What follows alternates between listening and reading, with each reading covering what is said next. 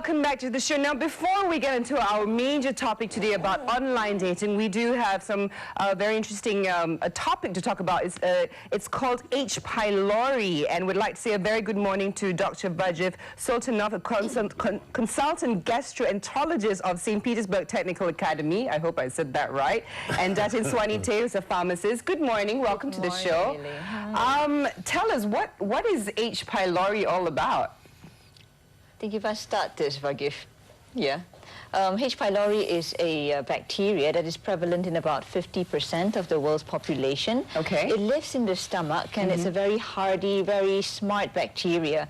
By residing in the stomach, it has ensured that it gets fed every day. Okay. And what it does is it causes chronic inflammation in the stomach as well as the gut. And if this is unattended to, or this bacteria is allowed to persist, sure. This gastritis will develop into ulcers and then into a atrophic gastritis stage, which is a pre-cancer stage. Now, stomach cancer is the second killer cancer in the world today, and therefore we do need to be very aware of this bacteria. What it does is it prefers to infect mothers. It learns to infect mothers, and because mothers are the ones... They're more prone to it? The bacteria has chosen a host in the mothers.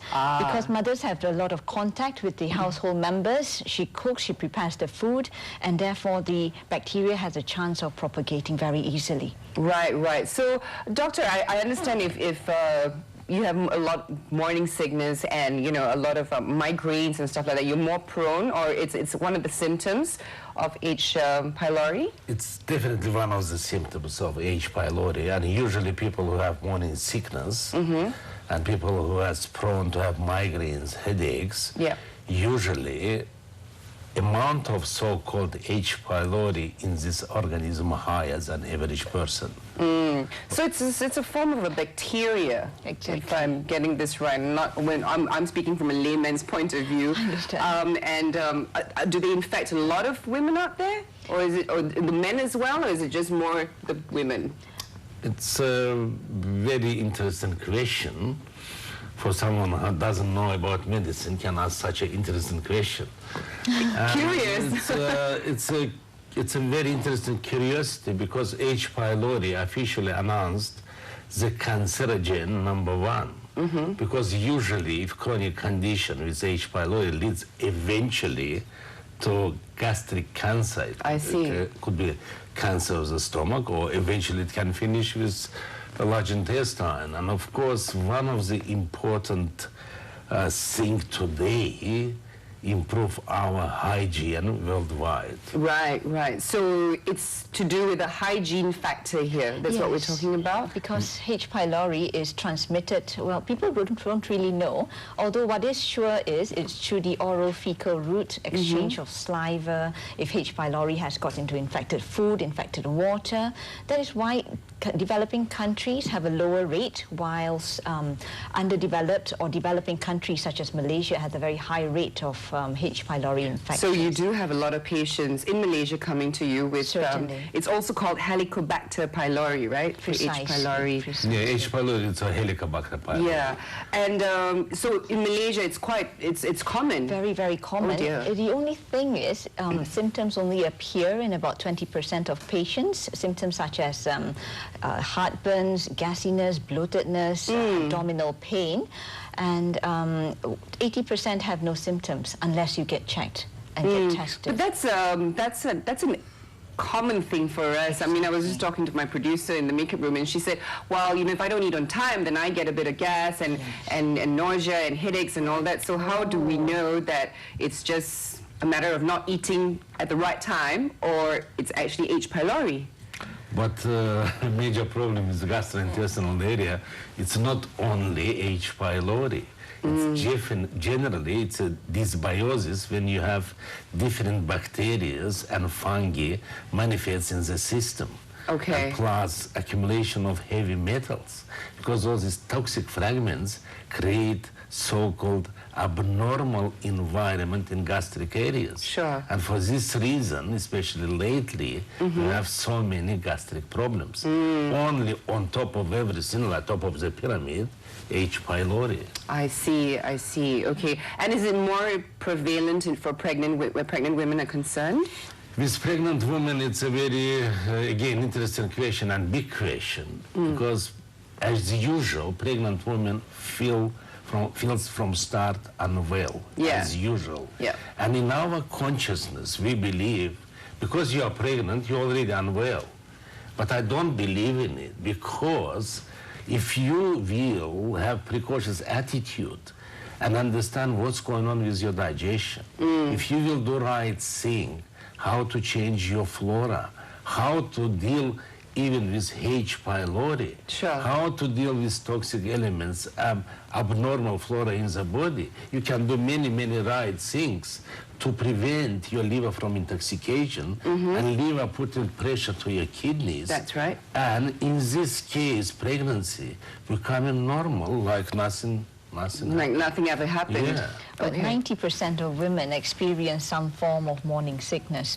Evolutionary-wise, they think that it's a good thing because the body's trying to protect the mother as well as the baby from things that she may eat or consume or expose herself to, which may harm the pregnancy. So it's an evolutionary protective mechanism. I see, I see. But when it is prolonged and uncomfortable and it affects the pregnancy itself, life-threatening, it becomes a severe form of morning sickness, which is called hyperemesis gravidarum. Okay, is that what Kate Middleton went through? I'm not quite because sure. Because apparently she had really, I mean, those who really have really bad morning sickness, they have to be hospitalized and everything. And is that a form of this? Precisely. Ah, precisely. okay. So those are the symptoms. But what if you're not pregnant? What are the symptoms of you thinking you may have H. pylori?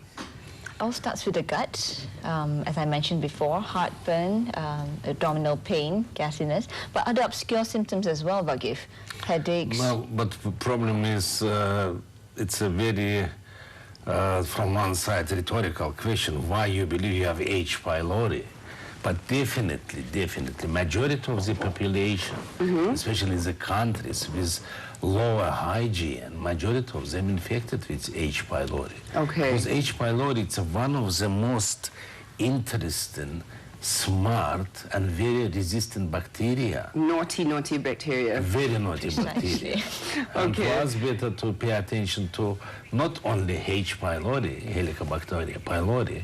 For us, very important to pay attention to digestive system properly. You must understand what you are putting in, because we are living 70, 80, 90 years, and we are putting everything in. Sorry, like we are putting everything in a rubbish bin, and you are thinking it must be processed and go out without any problem. It doesn't work this way. Yeah. Why we are aging so quickly? Because we are accumulating toxins. Okay. When we are accumulating toxins, liver under pressure, kidney under pressure, and after that everything pushes through your skin. Skin dries very quickly, and everything goes back, temperature increases, bacteria activates, and you have any type of symptoms, not excluding severe conditions. Interesting. So to avoid this from happening, basically we've got to be more hygienic in whatever we do. Is that what you're trying to say? 100%. And the food intake. Hygiene and food intake. And understanding what you are eating. In Malaysia, because climate different, because tradition is different. And we love our food here. Absolutely.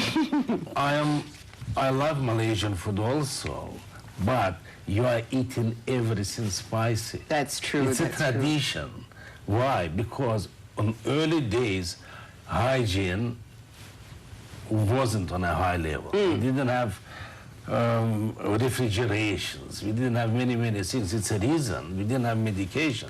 It's a reason we tried to eat spicy food to make sure pathogenic bacteria will be killed. Interesting. But at the same time, life changes, food changing.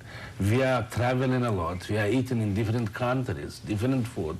And already mucous lining not resisted only to hot food. And in many countries, South American countries, in many other countries, where eating a lot of spicy food, hypertension, cancer of the gastrointestinal area is the biggest problem. Oh dear, ladies and gentlemen out there, not too much chili then. I mean, we pride ourselves as Malaysians of having an iron stomach, that we can eat anything, street food, pedas food, whatever, right? Spicy food, but we need to be very, very careful. But what about the final question? Unfortunately, we're running out of time, but the treatments that we have for if someone were to get H. pylori, bioeffective or something like that, right? Yes, that's part of Dr. Soultanov's lifelong research into pine conifer needles, where they have found that this natural substance can actually help to restore the function of the stomach lining, of the whole gastrointestinal system. And we're just not talking about killing the H. pylori. It's important when after you kill the H. pylori, what else is going to happen? Right now, you haven't got anything that can help to actually restore the stomach, and I think Vagif can expand on this a little. Sure, please. Bioeffective, it's a complex which derived from pine and fir needles. They're very resistant species of trees. They survived ice period, and they can live and be always green in -40 to +50.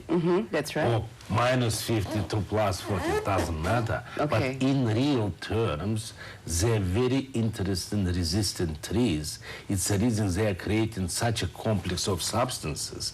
And our teacher and we ourselves managed to extract it in unchanged from nature creation form, which you can take inside, doesn't have side effect. It changes of your flora to positive, kills so-called pathogenic bacteria, and create right environment for right digestion. Because digestion, in real terms, we need bacteria which help us to disintegrate and any type of food, doesn't matter, sugar, protein, and everything, and make it in palatable, digestible, accessible form, which you can get only right nutrients from this. It's not a part of the product which related to antibiotic family. Okay, so based on the research and the findings you've done, so it's pine and fern,